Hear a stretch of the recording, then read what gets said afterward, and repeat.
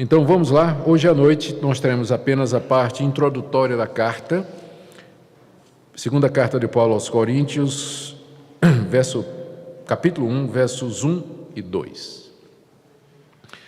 Paulo, apóstolo de Cristo Jesus, pela vontade de Deus, e o irmão Timóteo, à igreja de Deus que está em Corinto, e a todos os santos em toda a Acaia. Graça a vós outros e paz da parte de Deus nosso Pai e do Senhor Jesus Cristo. Nosso Deus, nós pedimos que Teu Espírito Santo nos conduza quando nós iniciamos o estudo dessa carta escrita pelo Teu servo. Pedimos que Tu nos orientes, que nos ensines de que maneira devemos entender a Tua palavra. Pedimos o Teu conforto e a Tua instrução a todos que aqui se encontram nessa noite. Fala aos nossos corações. Em nome de Jesus. Amém. Muito bem, meus irmãos, hoje à noite, então, apenas a introdução à carta. Vamos começar com o verso 1. Paulo, apóstolo de Cristo Jesus, pela vontade de Deus, e o irmão Timóteo, a igreja de Deus que está em Corinto, e a todos os santos em toda a Acaia. O que nós temos aqui é a introdução padrão de todas as cartas que eram escritas naquela época. Hoje nós escrevemos carta de maneira completamente diferente. Geralmente nós colocamos o nome do autor, aliás, nós colocamos o nome do destinatário no cabeçalho da carta, ao querido irmão fulano. E lá no fim da carta é que a gente escreve, né, um abraço e a gente se identifica. Mas naquela época as cartas eram escritas dessa maneira. Por que é que a gente sabe? Assim. Por que a gente sabe que essa era a maneira padrão de se escrever? Porque descobertas arqueológicas, especialmente de manuscritos antigos e que foram preservados, nos mostram, recuperaram centenas e centenas e centenas de cartas datando mais ou menos da época em que o apóstolo Paulo escreveu essas cartas. Muitas dessas cartas foram descobertas no norte do Egito, numa cidade chamada Nag Hammadi, onde em 1950 foi feita uma grande descoberta de uma biblioteca enorme, contendo inclusive escritos gnósticos, contabilidade, cartas comuns de pessoas que se correspondiam. E essa descoberta nos ajudou a compreender melhor o Novo Testamento. Vocês sabiam que até 1950 o pessoal pensava, até um pouquinho antes disso, o pessoal pensava que o grego do Novo Testamento era uma espécie de grego santo, já que não tinha muita coisa parecida com esse grego aqui. O grego que a gente conhecia era o grego da Septuaginta, que era a tradução que foi feita cerca de 125 anos antes de Cristo, das escrituras hebraicas para o grego, foi feita em Alexandria, e o Novo Testamento. Fora isso, nós não tínhamos muito material para comparar e tentar entender a gramática da língua grega. Depois dessa descoberta, se verificou que o grego do Novo Testamento era o que a gente chama hoje de grego koiné, ou seja, comum. Era o grego que era usado no mundo da época do apóstolo Paulo, no século I, ou seja, Paulo não escreveu numa espécie de grego celestial, como algumas pessoas pensavam, mas era o grego da época, era a língua comum da época. A prova disso são as centenas e centenas de cartas, manuscritos e documentos que foram descobertos no século passado e que nos dão prova evidente disso. O que mostra que, na feitura da Bíblia, Deus se utilizou de instrumentos e mecanismos disponíveis, que eram acessíveis à humanidade. Nós não devemos subestimar a divindade da Bíblia, mas também não devemos fazer dela o que ela não é. Ela é um livro que foi escrito por pessoas comuns que viveram numa determinada época e falavam a língua que era falada naquela época, que era o grego koiné. E Deus usou essas pessoas e preservou essas pessoas para que, na hora de escreverem, elas escrevessem a verdade que Deus queria. Por isso, o resultado final é a Bíblia que nós temos, que é a palavra de Deus. Só que ela foi escrita em linguagem humana, na língua comum, por pessoas comuns, apenas inspiradas por Deus com esse propósito. Bom, E, como eu disse, nessa descoberta havia correspondências, muitas correspondências entre as pessoas da época. E essas correspondências nos mostram que as cartas escritas pelos apóstolos eram exatamente iguais àquelas correspondências encontradas na época.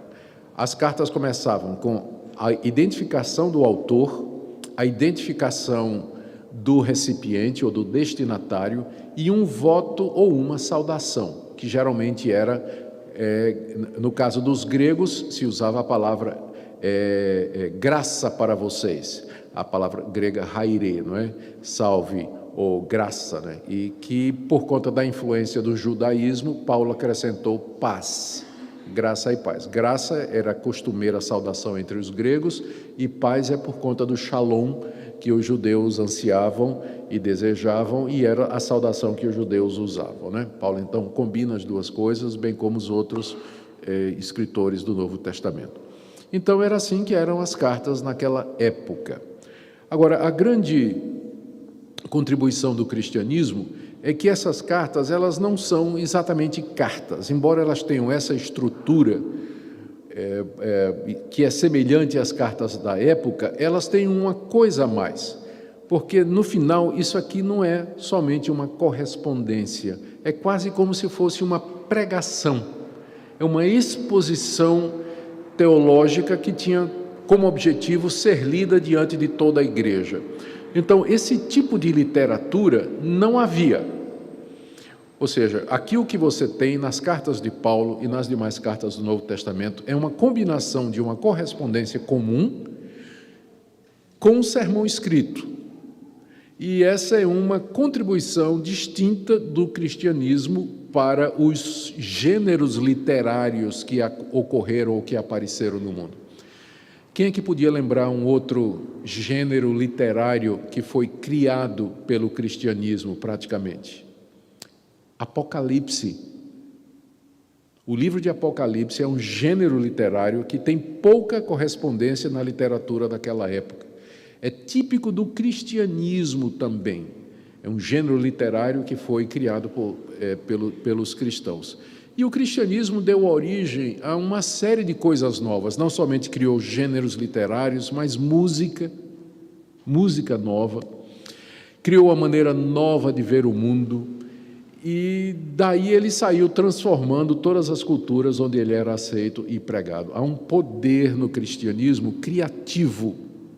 O cristianismo consegue liberar, por conta do perdão que nos é dado em Cristo Jesus e da presença do Espírito Santo, ele consegue liberar a mente humana, a alma humana, de maneira que os cristãos eles têm sido responsáveis através da história pelo surgimento de escolas, de instituições políticas, sistemas econômicos até, dizem que são os cristãos que inventaram o capitalismo, né? Não sei o quanto há de verdade nisso, há alguma verdade nisso, ideias, direitos civis fundamentais, ideias sobre educação, tanta coisa que surgiu no bojo do cristianismo, exatamente porque o cristianismo ele tem esse poder de transformar, mudar e liberar o coração humano e a mente humana para se relacionar com a sociedade, transformá-la e levá-la adiante. Então, estamos diante desse gênero literário que é típico do cristianismo, que são as chamadas epístolas. Não é, a gente às vezes chama carta, né? Mas o nome técnico é epístola, porque é uma combinação de carta com um sermão, tá? E que só tem dentro do cristianismo, não tem, você não encontra esse gênero fora do âmbito cristão, mas somente aqui. Bom, então, seguindo o costume da época, o apóstolo Paulo se apresenta, o autor se apresenta, não é, no verso 1, como sendo Paulo, apóstolo de Cristo Jesus pela vontade de Deus. O Paulo aqui, todo mundo sabe quem é o Paulo apóstolo, ex-fariseu, convertido a Cristo Jesus no caminho de Damasco. A história dele está narrada no livro de Atos, e nas cartas que ele escreveu, ele também nos dá informações a respeito da sua vida, que ele era um fariseu, que ele era da tribo de Benjamim, que ele foi criado aos pés de um mestre conhecido na época e atestado por escritos rabínicos, que era um grande mestre em Israel, chamado Gamaliel. provavelmente de família abastada. O seu pai tinha cidadania romana. Paulo, então, herdou essa cidadania romana. Ele nasceu numa cidade chamada Tarso da Cilícia, não nasceu em Jerusalém, mas naquilo que era chamado de a dispersão. Era um judeu extremamente bem educado. Ele cita vários autores e poetas gregos aqui nas suas cartas. Era um homem extremamente versado do Antigo Testamento, era um rabino, ou seja, era um homem de 3 mundos. Ele era judeu por nascimento, herdou toda a cultura judaica e o conhecimento rabínico. Ele era cidadão romano, portanto, cidadão do mundo, do império que dominava o mundo de então, e ele tinha profundo conhecimento da cultura helênica. Conhecia o grego de Paulo é impecável, conhecia muito bem o grego, falava o hebraico, conhecia provavelmente o aramaico, com certeza conhecia aramaico, que era a língua popular dos judeus, e provavelmente falava o latim, que era a língua oficial do Império Romano. Então, não é pouca coisa, não. Paulo era um dos homens mais bem preparados da sua época. Só que ele, quando se apresenta aqui, ele se apresenta simplesmente como apóstolo de Jesus Cristo. É assim que ele se apresenta. Um apóstolo significa literalmente alguém que é enviado. É isso que a palavra grega significa. E ela é usada no Novo Testamento em alguns sentidos. O sentido mais comum é como se fosse um ofício que é reservado para um grupo seleto. Aqueles 12 discípulos que Jesus chamou e os nomeou apóstolos, de acordo com Lucas 6, que é a primeira vez que aparece o nome apóstolos da Bíblia, e então ele aparece na boca de Jesus. Jesus chama 12 e os denomina apóstolos. Então, a palavra apóstolo no Novo Testamento é usada na maioria das vezes para se referir aos 12 discípulos que Jesus escolheu. Em seguida, a palavra é usada para se referir a Paulo, quer seja Paulo se chamando de apóstolo, quer seja pessoas se referindo a Paulo como apóstolo. E, em terceiro lugar, a palavra apóstolo é usada para algumas outras pessoas no Novo Testamento, como Silas, Timóteo, Epafrodito, no sentido de mensageiro enviado ou encarregado de cumprir alguma tarefa.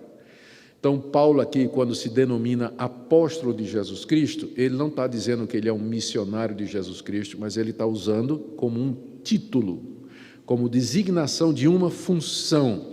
Ele havia sido chamado por Jesus Cristo em pessoa, o Cristo ressurreto, havia recebido uma tarefa, que era a pregação do Evangelho entre os gentios, e também autoridade de governo sobre as igrejas, como apóstolo de Jesus Cristo, e inspiração para que escrever a Escritura, para nos dar o que hoje nós conhecemos como as suas cartas no Novo Testamento. Por que Paulo se apresenta assim?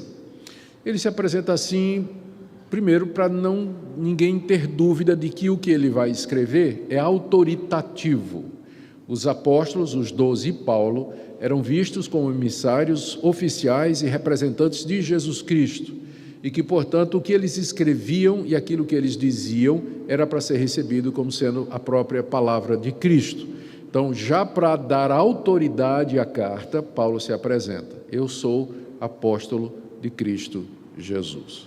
Essa é a razão, então, pela qual as suas cartas deviam ser recebidas na igreja de Corinto, lidas e acatadas, obedecidas, como sendo instruções vindas do próprio Deus.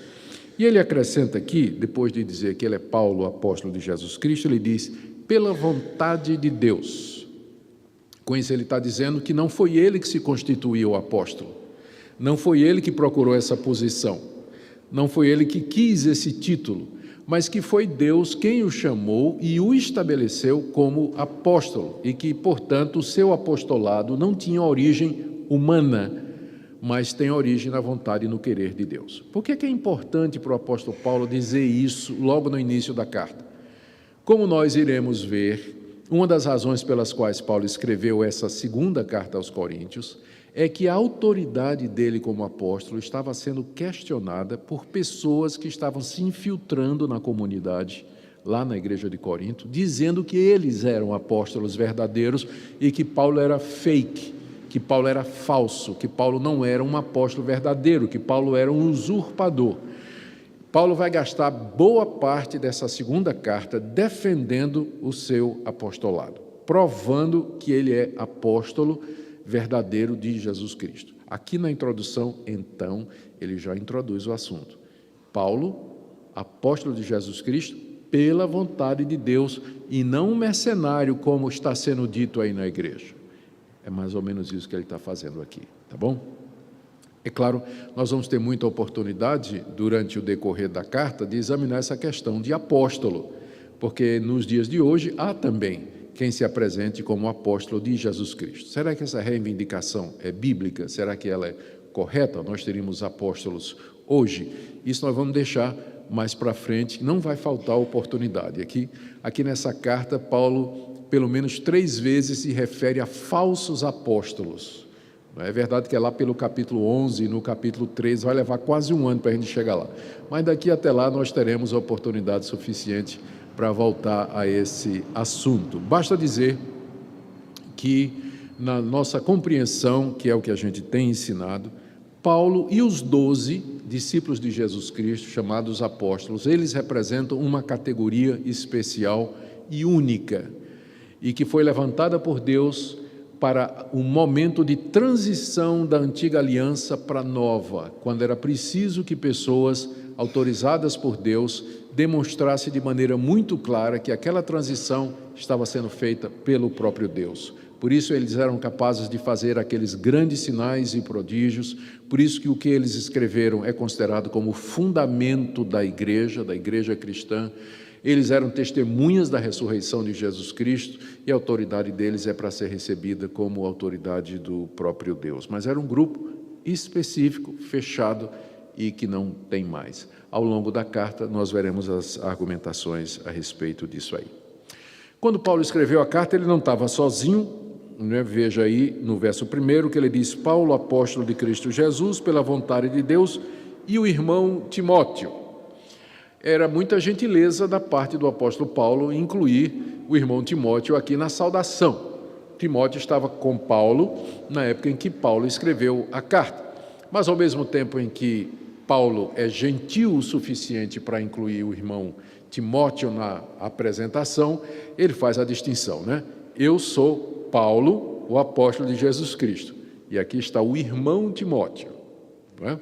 O irmão Timóteo. Paulo deixa muito claro de que, eu acho isso interessante, porque algumas pessoas dizem que Timóteo era apóstolo também, porque uma vez, no livro de Atos, aliás, numa das outras cartas, Paulo chama Timóteo de apóstolo, se refere a ele como apóstolo, só que é no sentido de alguém que foi enviado para cumprir uma tarefa, não no sentido oficial. Se Timóteo fosse apóstolo no mesmo sentido de Paulo, por que ele faria esse tipo de tratamento aqui? Paulo, apóstolo, e o irmão Timóteo. Se Timóteo era apóstolo, né, Paulo, né, certamente o incluiria na mesma saudação apostólica, mas é evidente que quando Paulo chama Timóteo de apóstolo, é no sentido de encarregado, no sentido de missionário, alguém que é enviado para cumprir uma missão. E era isso que Timóteo fazia o tempo todo. Paulo enviava para cumprir determinadas tarefas, cuidar de determinadas igrejas, resolver problemas em determinadas regiões. Mas Paulo aqui, né, estava com Timóteo e ele inclui Timóteo na sua saudação. A quem essa carta é destinada? Ele diz aqui: a igreja de Deus que está em Corinto e a todos os santos em toda a Acaia. Então são 2 destinatários. Primeiro, a igreja de Deus na cidade de Corinto. Bom, eu acho sempre impressionante que Deus teria uma igreja numa cidade como Corinto. Corinto era uma das cidades mais devassa daquela época. Eu já disse a vocês aqui, estudando primeiro aos Coríntios, que a cidade era tão imoral, tão corrompida, que surgiu um verbo na língua grega, na época, antes de Paulo, que era o verbo corintinizar, que significava corromper alguém. Corintinizar alguém era levar aquela pessoa a se tornar corrupta. Esse verbo, ele foi cunhado em cima da fama da cidade de Corinto, para vocês terem uma ideia. Agora veja só o que não parece uma contradição. A igreja de Deus que está em Corinto, a cidade mais devassa daquela época, mesmo naquela cidade devassa, Deus tinha uma igreja. A igreja foi criada por Deus para estar no mundo, Ela não faz parte do mundo no sentido de que ela é diferente do mundo, mas ela está no mundo, como Jesus orou lá em João 17 ao Pai: não peço que os tires do mundo, mas que os livres do mal. Deus consegue, mesmo no meio de ambientes tão corrompidos como Corinto, levantar um povo para si mesmo. Por isso, não percamos a esperança. A gente ouve notícias cada vez piores. O Brasil vai de mal a pior.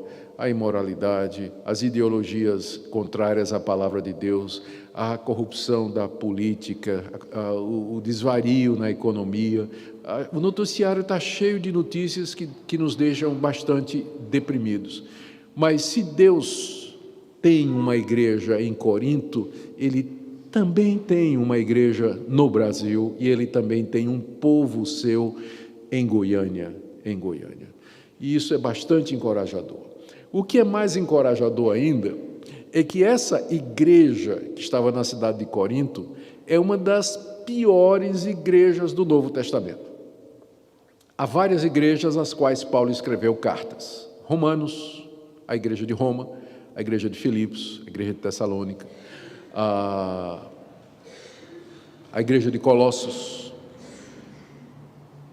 Mas não tem, algumas delas tinham problemas, mas nenhuma teve tanto problemas como a igreja de Corinto. Como nós vimos no capítulo 1, era uma igreja dividida, era uma igreja onde tinha grupos em torno de personalidades, era uma igreja com problemas de imoralidade, problema doutrinário.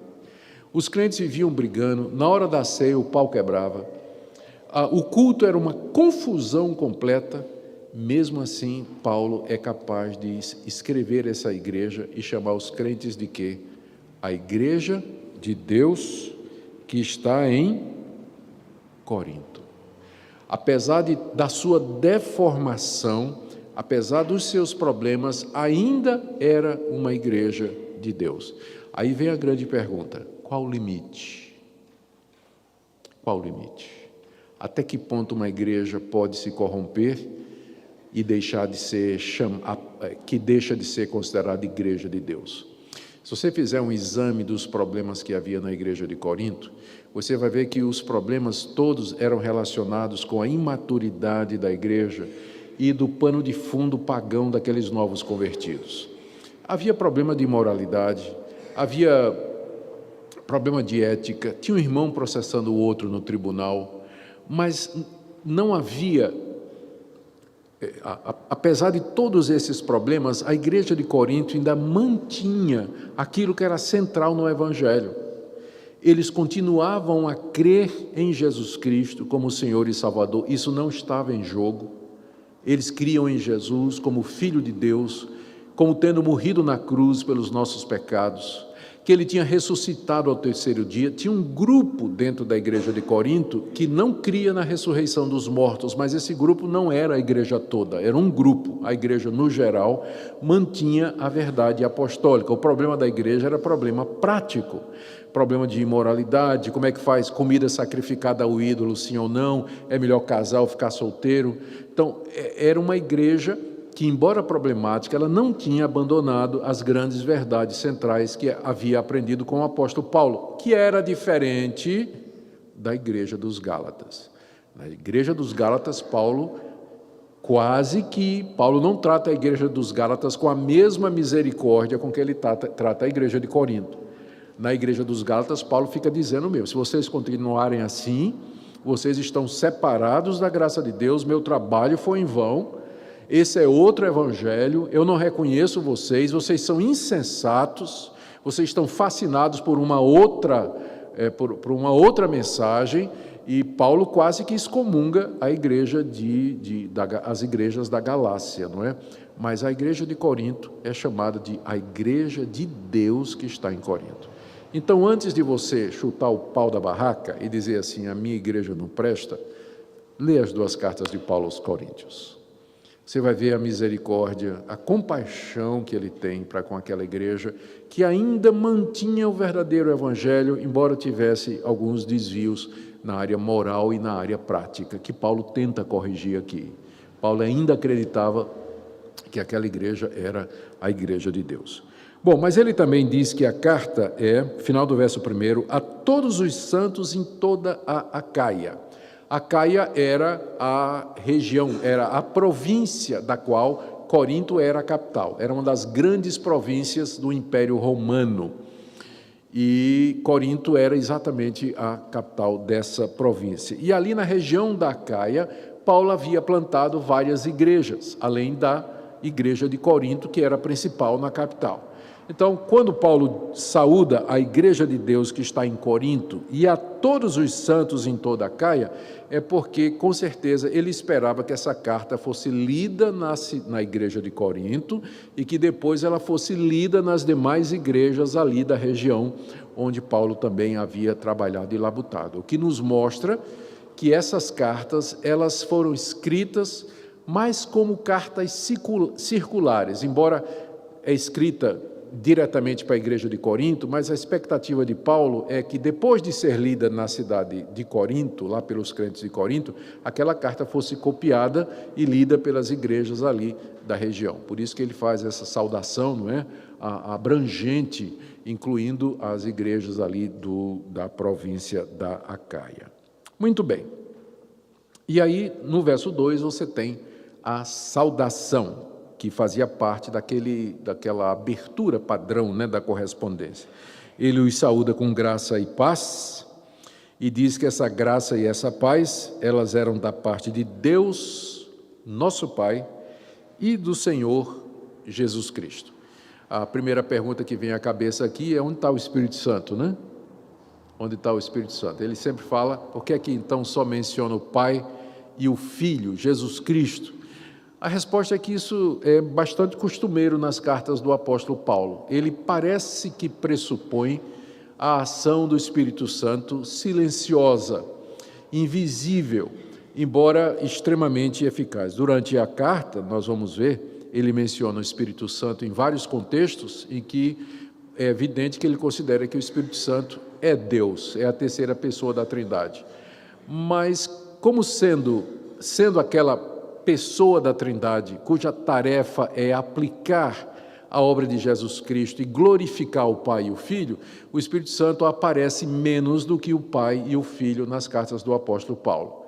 Não é que ele tem qualquer desprezo, menosprezo ou diminuição pela terceira pessoa da Trindade, mas é que a tarefa do Espírito Santo é glorificar Jesus Cristo, como ele mesmo disse, né? Quando o Espírito Santo vier, ele não vai falar de si mesmo, mas ele vai me exaltar e vai ensinar as coisas a meu respeito e vos fará lembrar de tudo o que eu vos tenho dito. Então a terceira pessoa da Trindade age nos bastidores, mais silenciosamente, mais ocultamente, mas nem por isso menos eficazmente. Por isso que essas saudações, elas geralmente têm o Pai e o Filho somente. Muito bem, essa é a saudação. Agora deixa eu gastar um tempinho perguntando por que Paulo escreveu essa segunda carta. E eu já vou começar dizendo para vocês que essa não é a segunda carta. Essa é a quarta carta que o apóstolo Paulo escreveu à igreja de Corinto. Só que das 4, nós só temos 2. Por isso, 1 e 2 Coríntios. Na verdade, é a segunda e a quarta. Porque a primeira e a terceira nós perdemos. O que ficou foram essas 2 que entraram na Bíblia com o nome de 1ª e 2ª. Deixa eu escrever para vocês a situação e dar as provas do que eu estou dizendo. Bom, a pergunta é por que é que Paulo escreveu essa carta, não é? Então vamos lá.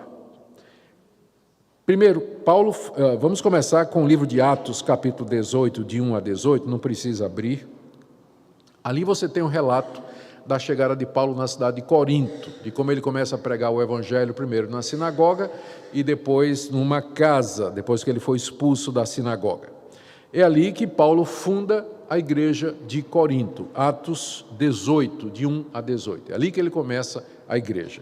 E lá ele passou algum tempo, preparando a igreja, preparando a liderança, e depois, como era o costume dele, uma vez que ele entendeu que a igreja estava forte o suficiente, ele sai para plantar outra igreja num outro local estrategicamente escolhido.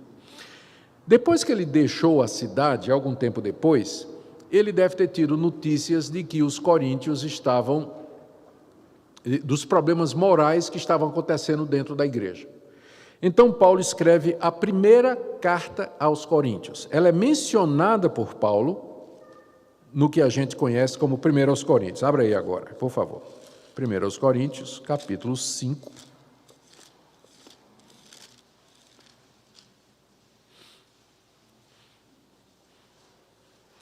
Verso 9. Paulo está tratando aqui, nesse capítulo 5, de um problema de disciplina. Tinha um irmão na igreja que estava vivendo maritalmente com a mulher do seu pai, com sua madrasta, né? Aí Paulo dá uma bronca na igreja e diz no verso 9: já em carta vos escrevi que não vos associasseis com os impuros. Refiro-me com isso não propriamente aos impuros desse mundo, ou aos avarentos, roubadores, idólatras, pois nesse caso terias de sair do mundo. Mas agora vos escrevo que não vos associeis com alguém que, dizendo-se irmão, for impuro, avarente, idólatra, maldizente ou beberrão, roubador, com esse tal nem ainda com mais. Então, é evidente que Paulo está se referindo a uma carta que ele escreveu antes dessa daqui. Já em carta vos escrevi, mas agora vos escrevo. Então, é uma referência a uma outra correspondência e o conteúdo dessa correspondência ele diz aqui: já em carta eu vos escrevi que não vos associasseis com os impuros. Então, Paulo tinha tomado conhecimento de que havia gente na igreja de Corinto vivendo uma vida imoral. Aí ele mandou uma primeira carta dizendo: não se associem com essas pessoas. Que a igreja de Corinto pensou que Paulo estava se referindo ao pessoal do mundo. Aí Paulo disse: não. Ele diz aí no verso 11: eu me refiro não aos impuros desse mundo, porque então vocês teriam que sair do mundo, mas eu me refiro a gente que se diz crente e que vive como pessoas do mundo. Com esse vocês nem comam.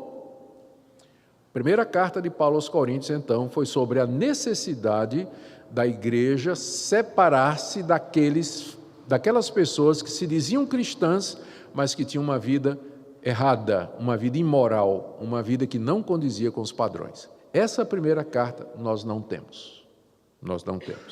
Então, essa foi a sua primeira carta. Algum tempo depois, ele recebeu informações de que essa carta tinha sido mal compreendida e que não tinha dado muito certo, porque os problemas continuavam. Além disso, ele teve informações de outros problemas acontecendo na igreja. Então, ele escreve uma segunda carta, que é 1 aos Coríntios. Então, essa carta aqui, 1 aos Coríntios, na verdade, ela é a segunda carta na correspondência do apóstolo Paulo com aquela igreja. E nessa carta, conforme nós vimos, Paulo tenta resolver aqueles problemas que agravavam a vida daquela igreja. Parece que 1 aos Coríntios não deu certo, que é a segunda, né? E Paulo, então, num esforço pessoal para resolver o problema, ele faz uma visita à igreja, né, que seria a sua segunda visita a Corinto. A primeira, ele fundou a igreja. A segunda é depois da segunda carta.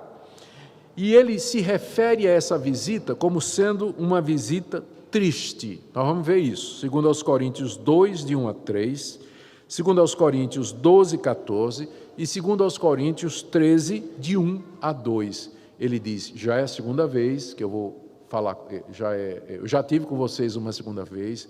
Quando eu estive aí, a situação não foi muito boa. Então, o que é que aconteceu? Paulo resolveu fazer uma visita à igreja para resolver os problemas, e lá a coisa não foi boa. Paulo não foi muito bem recebido pela igreja, ele meio que saiu da igreja meio que enxotado de lá, né? Não, a recepção da igreja não foi boa com o apóstolo Paulo.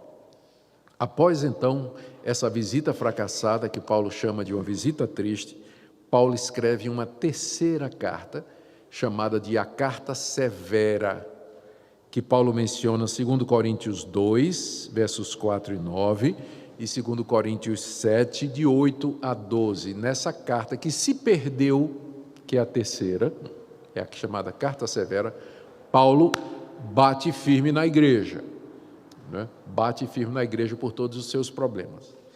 E não é que a carta produziu efeito? Paulo recebe notícias de Timóteo, que foi quem levou a carta difícil, e Timóteo volta com boas informações a respeito da igreja. Eu tenho para mim, não é Timóteo não, é Tito. Tito traz boas recomendações da igreja, que a carta produziu efeito, que os coríntios se arrependeram, que os coríntios disciplinaram o chefe da rebelião contra Paulo e que eles estavam humilhados diante de Deus. Paulo fica feliz da vida e ele escreve a quarta carta, que é agora a carta que nós temos diante de nós, segundo aos Coríntios, tá certo? Nessa carta, o que é que o apóstolo Paulo faz? Ele começa explicando o porquê dos sofrimentos dele. Ele faz isso porque havia dúvidas na igreja do apostolado dele, e uma das causas porque as pessoas achavam que Paulo não era apóstolo é porque ele apanhava muito. Onde ele passava, ele era apedrejado, perseguido, expulso da cidade, não é? Paulo explica por que é que ele passa pelos sofrimentos, está aí no capítulo 1 até o capítulo 2, vai ser a primeira parte que nós vamos ver a partir da próxima semana. Depois ele defende o seu ministério dos falsos apóstolos, né? Ele também manifesta a alegria dele, aqui nos capítulos de 1 a 2, ele fala da alegria que ele tem, que a igreja aceitou a carta dele e a repreensão, mas ainda tinha focos de resistência a Paulo. Por isso, do capítulo 3 ao capítulo 4, na verdade até o capítulo 7, ele defende o seu ministério. Ele fala da vitória constante que Deus dá para ele no ministério, capítulo 2, de 14 a 17, da autoridade inegável daquilo que ele prega, capítulo 3, de 1 a 3, da confiança inabalável que ele tem em Jesus Cristo, capítulo 3, de 4 a 6, da glória crescente do seu ministério, capítulo 3, de 6 a 18, da integridade visível da sua pregação, 4, de 1 a 6, do alento indestrutível da sua vida, nada para o apóstolo Paulo, capítulo 4, de 7 a 15, ele fala da habitação celestial que o aguarde, o tribunal de Cristo, quando todos serão julgados, 5 a 10, fala da nova criação em Cristo, do ministério da reconciliação, dá uma lista dos sofrimentos dele por conta do Evangelho, diz aquela famosa passagem, não vos ponhais em julgo desigual com os incrédulos, que o pessoal pensa que Paulo está falando de casamento, mas ele está se referindo aos falsos profetas. Não se põe em julgo desigual com esses falsos profetas que estão aí ensinando, não é? Porque que comunhão tem vocês com esses ímpios e tal? Não se assuste não, eu sou contra casamento misto, só acho que aquela passagem não está falando disso, nós vamos chegar lá, tá bom?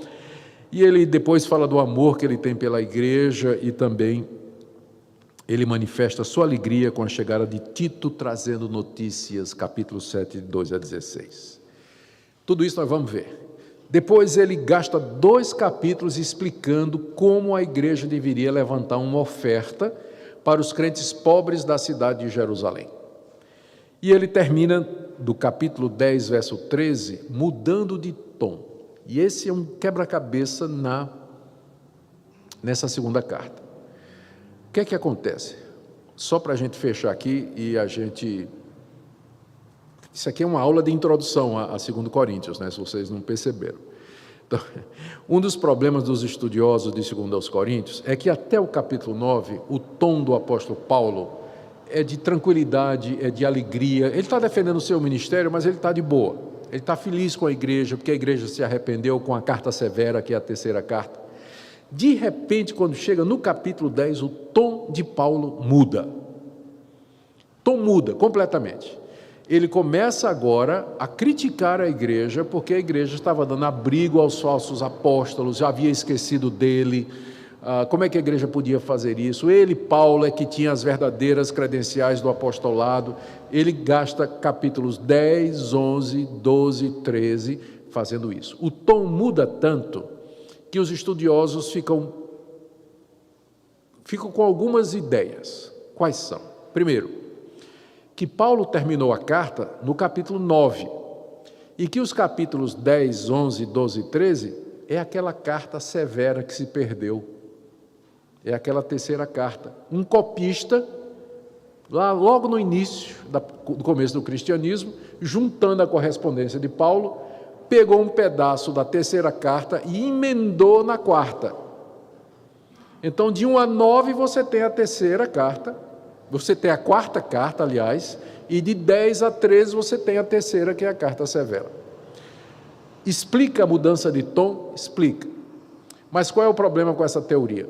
É que todos os manuscritos antigos que nós temos de 2 aos Coríntios, está exatamente como está aqui. Ou seja, se a gente tivesse pelo menos um manuscrito antigo da segunda carta aos Coríntios, que terminasse no capítulo 9, ou um manuscrito que fosse só do 10 até o 13, então nós poderíamos supor que 2 aos Coríntios é uma conflação de duas correspondências diferentes do apóstolo Paulo. Mas nós não temos nenhuma evidência física disso. Então permanece como uma hipótese, tá? Permanece como uma hipótese. Segunda possibilidade, que eu acho o mais provável, Paulo estava escrevendo, recebeu notícias de Tito, que tudo estava bem na igreja, e ele vai escrevendo. Quando ele está no capítulo 9, chega a notícia de que a situação em Corinto piorou, e que os falsos profetas estavam fazendo um avanço grande na igreja. Aí então Paulo muda o tom, e de 10 a 13 reflete o que ele agora sabe que estava acontecendo na igreja. Eu acho que essa é a possibilidade mais plausível, menos complicada e que explica a mudança de tom perfeitamente e se encaixa no contexto. E nós vamos usar essa é a hipótese com a qual nós vamos trabalhar aqui, tá bom? O que é que a gente pode aprender com isso? Eu peço desculpas porque eu sei que foi um pouco técnico, não é? Mas eu acho que é bom a gente fazer uma introdução para a carta, para quando a gente chegar nos versículos, a gente entender porque é que Paulo está dizendo determinadas coisas. Esse trabalho de pesquisa e de estudo bíblico é muito útil, porque evita que a gente pegue versículos isolados e diga bobagem. Essa carta ela é campeã de versículos usados fora de contexto.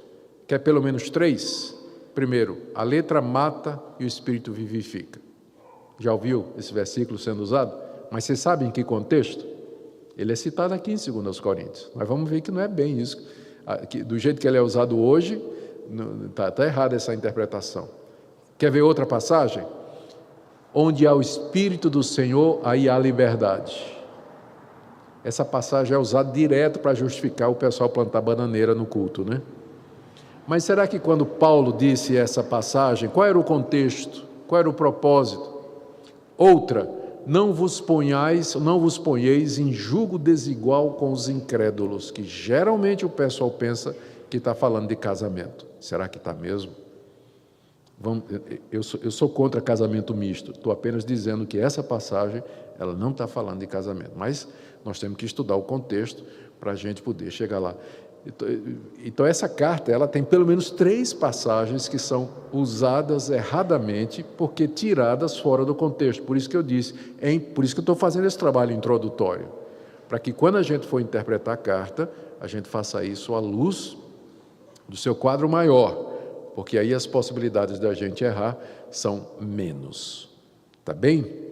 O que é que a gente pode aprender da introdução? Eu destaquei aqui 5 lições. Primeira delas, desde a época de Paulo tinha gente querendo ser apóstolo. Desde a época de Paulo já tinha gente querendo ser apóstolo. Então, não tem nenhuma novidade, não há nada novo debaixo do sol. Só dizendo. Segundo, Paulo precisou defender a sua autoridade apostólica. Isso, à primeira vista, soa não muito bem, Por que Paulo teve que se defender e dizer, não, eu sou apóstolo? Não parece meio arrogante isso, né? Eu sou apóstolo de Jesus Cristo. Mas a preocupação de Paulo não era com o nome dele, nem com títulos. Era com a verdade que ele representava. Paulo era instrumento de Deus para trazer o verdadeiro evangelho, a palavra da cruz aos gentios. E a autoridade dessa mensagem dependia da sua função como apóstolo. Se fosse provado que Paulo não era apóstolo de Jesus Cristo, a sua mensagem perderia a confiabilidade. Então, a preocupação de Paulo em se defender não é pessoal, mas é porque a verdade do evangelho estava em jogo, o que traz uma lição preciosa para nós. Nós temos que fazer a diferença entre aquelas ofensas que são pessoais e dirigidas a nós pessoalmente, e aquilo que vem contra nós porque nós somos de Cristo, porque somos cristãos e porque estamos afirmando a verdade. No primeiro caso, o que Jesus ensina é que a gente perdoe, que a gente dê a outra face, que a gente não reaja. Se é pessoal, a gente deve seguir o caminho do perdão e da misericórdia. Mas quando está em jogo a verdade de Deus, aí a gente pode virar onça mesmo e partir para a briga, porque o que está em jogo é a verdade do Evangelho. Ou seja, mexa comigo, mas não mexa com o Evangelho. Não mexa com o Evangelho. Aí eu viro onça, né? Aí eu vou brigar. Como Calvino disse uma vez, todo cão, qual é o cão que não ladra quando vê o seu dono ser ameaçado? Qual é o cachorro que não late? Cachorro verdadeiro, né? Que tem uns que você joga uma boneca, eles ficam brincando lá e você no dono e ele não está nem aí, né? Especialmente dálmatas. Eu já tive 2 dálmatas, mas qualquer ladrão que chegasse em casa, jogasse uma bonequinha, eles iam brincar lá com a bonequinha e o ladrão entrava em casa. Graças a Deus nunca entraram, mas a gente fez essa experiência, né? Todo cachorro que é cachorro mesmo, quando vê o dono ameaçado, ele late. Então, mexa comigo, mas não mexa com o Senhor Jesus, porque aí eu vou latir, aí eu vou brigar. Paulo nos ensina isso aqui. Uma outra lição que eu pensei que nós devíamos tirar daqui é a formação da Bíblia. Paulo escreveu 4 cartas, mas somente 2 foram preservadas. Isso significa que Deus, quando orientou a formação da Bíblia, ele não somente inspirou os autores bíblicos, mas ele preservou aqueles escritos que ele queria que ficassem na Bíblia. Eu digo isso porque se hoje, amanhã, a gente descobrir a primeira carta que Paulo escreveu, aquela que ele menciona, o que é que a gente faz se a gente descobrir? Se a arqueologia descobrir num vaso enrolado aí, lá em algum lugar em Jerusalém, uma cópia da primeira carta que Paulo escreveu aos Coríntios e que a gente não tem, será que a gente devia incluir na Bíblia? Sim ou não? Resposta, minha resposta, não. Porque Deus não somente inspirou os autores bíblicos, mas ele supervisionou aqueles livros que deveriam ser preservados. Muita coisa foi escrita, outras coisas foram escritas. O próprio apóstolo João diz que Jesus fez muitos mais milagres do que aqueles que estavam narrados no Evangelho, mas aqueles foram selecionados por Deus com o objetivo de fazer-nos crer no Senhor Jesus. E por que eu estou dizendo isso? Para que você aprecie a sua Bíblia, para que você ame as Escrituras, para que você se dedique a elas, para que você as leia. Elas são resultado de um trabalho cuidadoso de Deus através dos séculos, de inspiração, especificação, preservação e seleção, até que hoje você pudesse chegar na sua casa, abrir seu aplicativo e ter a palavra de Deus viva, infalível, autoritativa e eficaz diante de você.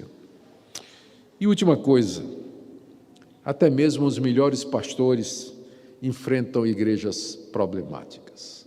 Quem fundou a igreja de Corinto foi o apóstolo Paulo, o melhor missionário que o cristianismo já teve, o maior pastor que o cristianismo já teve.